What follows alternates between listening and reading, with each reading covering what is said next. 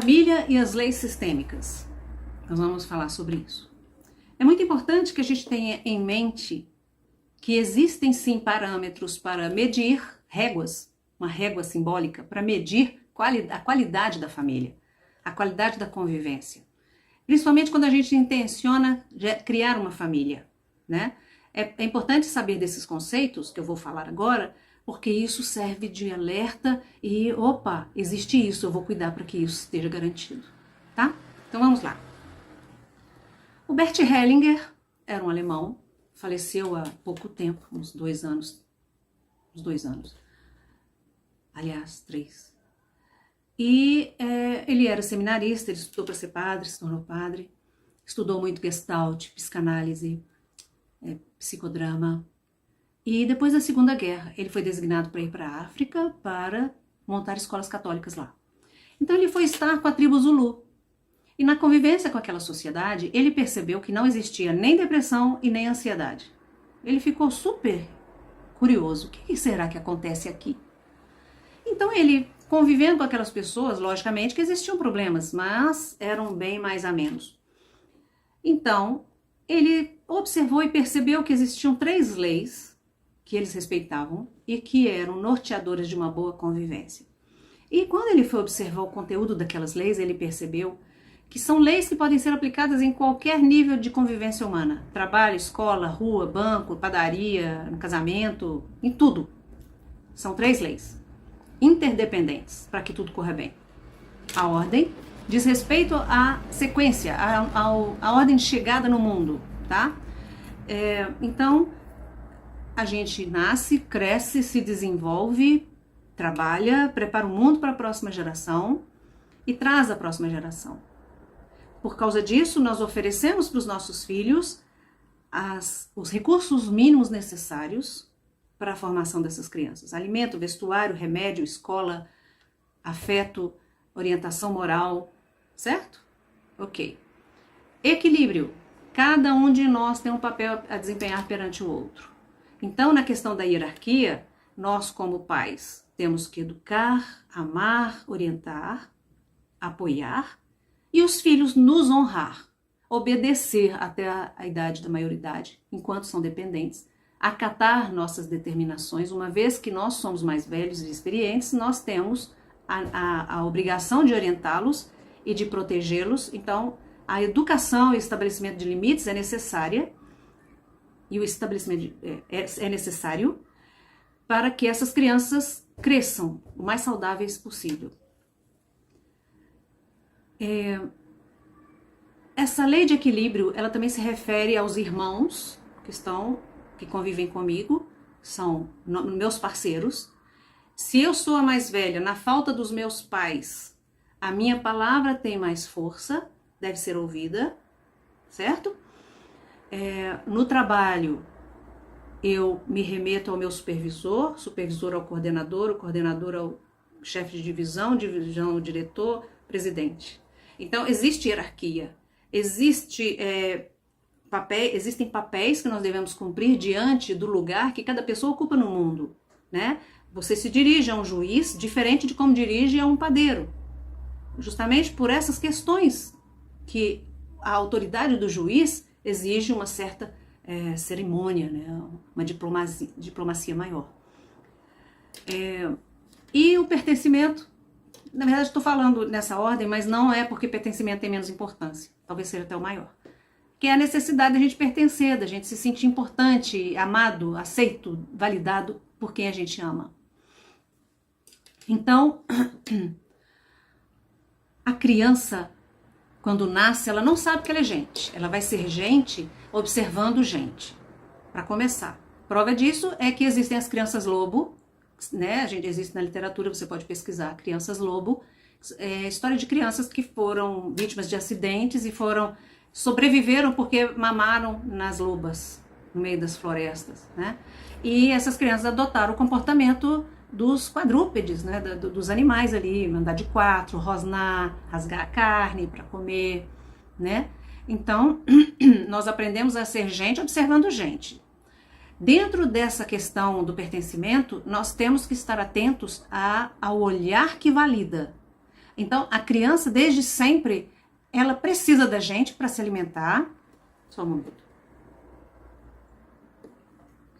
Para sobreviver. Porque sem esse pertencimento a gente morre, né? Tanto que a raça humana não foi extinta por causa do trabalho em grupo, que é o pertencimento, certo? E nesse pertencimento, para um desenvolvimento mental saudável, nós precisamos mostrar para a criança a importância que ela tem, nós temos que oferecer para ela recursos subjetivos que a ajudem a aprender valores. Então, veja, por que você acha que na escolinha as crianças brincam muito? Para se divertir? Não, para aprender regras. Primeiro eu, depois Joãozinho, depois a Ritinha, depois a Lucinha. Eu não posso furar fila. Isso aqui é meu, esse aqui é seu, mas eu posso te emprestar e você me empresta, certo? O Joãozinho está chorando, vamos abraçar o Joãozinho para ele ficar mais alegre, porque ele machucou o joelhinho. Então a criança na escola, na pré-escola, ela aprende valores sociais e regras sociais. Aprender a respeitar a fila, aprender a respeitar a hierarquia. Não se grita com a professora, não se grita com o diretor, tá? Então, a criança, ela precisa da gente para se tornar gente. E precisa de gente boa para que ela se torne uma pessoa boa, certo? Então, dentro dessas leis, imagina aí os seus pensamentos, como é que estão em relação a essas leis da ordem, equilíbrio e pertencimento, né? As falhas que você identifica no seu sistema, na questão do não cumprimento do papel de alguns perante os outros, do não respeito à hierarquia. Então veja, em relação ao casal, também tem tudo isso. E o casal precisa se doar um para o outro na mesma proporção. Respeitando aí a questão das necessidades que cada um tem, respeitando o papel, que é o equilíbrio, o papel que o marido e a esposa têm um com o outro, e o pertencimento, que uma vez que eles estão bem, o casamento se mantém.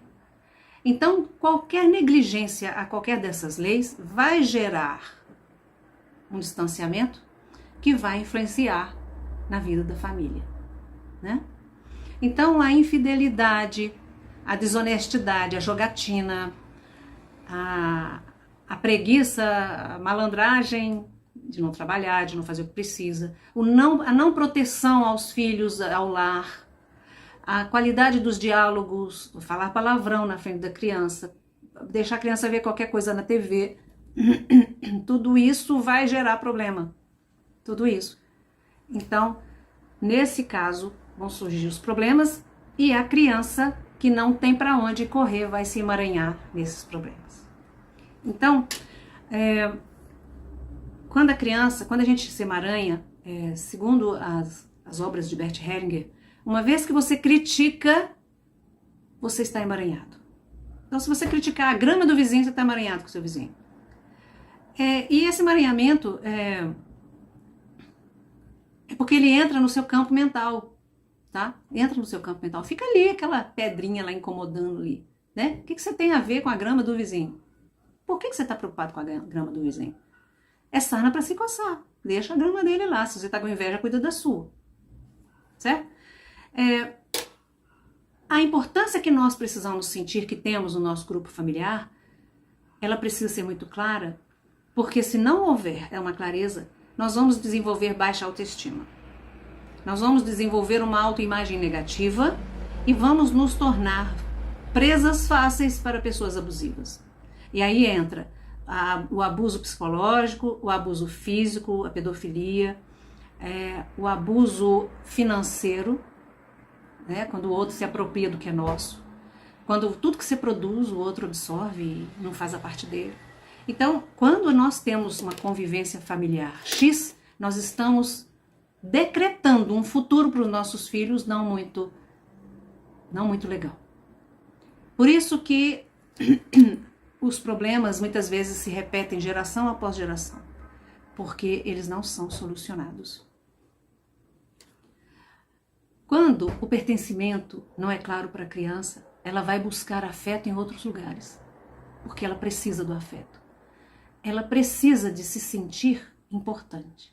Porque a criança, assim como o adolescente, a criança está numa fase de construção de identidade. De 1 a 7 anos, mais ou menos, a criança está se construindo em termos de personalidade. E os elementos que ela absorve ao redor vão compor a construção dessa identidade. Então, isso me faz pensar nas pessoas que não se amam, nas pessoas que se criticam, que têm uma autocrítica severa. Vamos pensar que você é fruto daquilo que você recebeu. E que às vezes você fez até milagre, tirou leite de pedra para ser quem você é. Então, eu peço agora nesse momento que você tenha um olhar mais amoroso para si mesmo. Que você se ame, que você se considere um pouco mais, para não se sentir um lixo, para não se sentir uma pessoa desprezível, uma pessoa que não tem valor, que não vai conseguir chegar num patamar legal de vida. Porque o que a gente viveu lá atrás influencia muito nisso. Haja coragem para a gente quebrar isso. Haja coragem para a gente contestar o que os pais transmitiram. Porque se os pais não nos amam, se os pais não demonstram afeto, não nos protegem, não nos garantem o mínimo necessário, o que a gente vai entender? Que a gente não tem valor, que não merece, e aí a gente vai crescer tentando que provar isso para o mundo. É daí que surgem muitos transtornos de personalidade, borderline, histriônico, porque a pessoa, na base do desespero também, ela vai buscar se compor. Então, os adoecimentos psíquicos, eles não acontecem simplesmente por genética, mas também por uma série de fatores ambientais, que a pessoa vai convivendo e vai reforçando até estourar a bomba na nossa vida, tá? Então, pense nisso, avalie como foi a história da sua família, avalie quem é você tem exercícios aí pela frente, nós vamos analisando. Quanto mais informações você coletar da sua vida, a partir desses paralelos que a gente está fazendo com essas exposições, você vai ter mais clareza. Por que você está onde está hoje? E por que não está melhor? Tá? Isso aí é o caminho para a cura. Vamos para a próxima aula.